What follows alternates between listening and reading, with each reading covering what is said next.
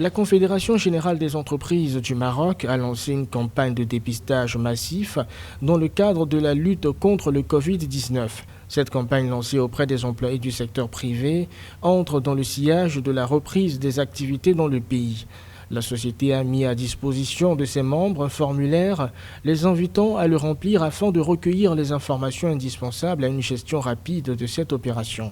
Toute poursuite d'activité est conditionnée par la participation à cette campagne massive pour assurer une sécurité sanitaire selon les autorités.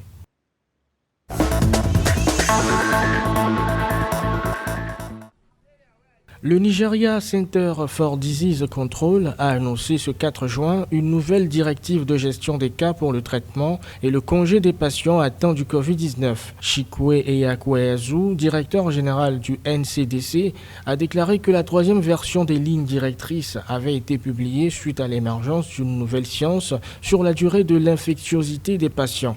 Les patients seront désormais libérés au moins 10 jours après l'apparition des symptômes et au moins 3 jours sans symptômes. Pour les patients asymptomatiques, ils seront libérés 14 jours après le premier test. L'exécutif a déclaré l'annulation de l'utilisation d'antiviraux, de chloroquine et d'hydroxychloroquine de ces directives de traitement.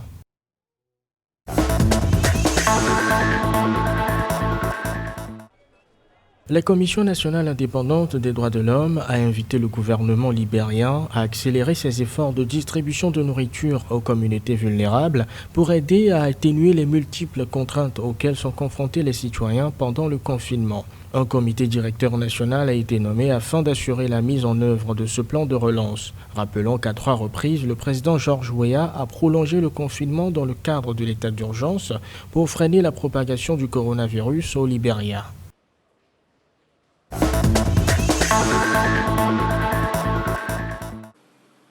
Le gouvernement américain a débloqué 3,6 millions de dollars pour soutenir les efforts de la Tanzanie dans la lutte contre le Covid-19.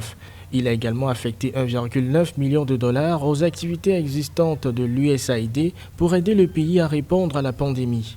Le directeur de la mission USAID en Tanzanie, Andy Karas, a exprimé son engagement à poursuivre la coordination et le plaidoyer auprès de la communauté des donateurs afin d'assurer qu'il y ait suffisamment de ressources consacrées à la lutte contre la pandémie.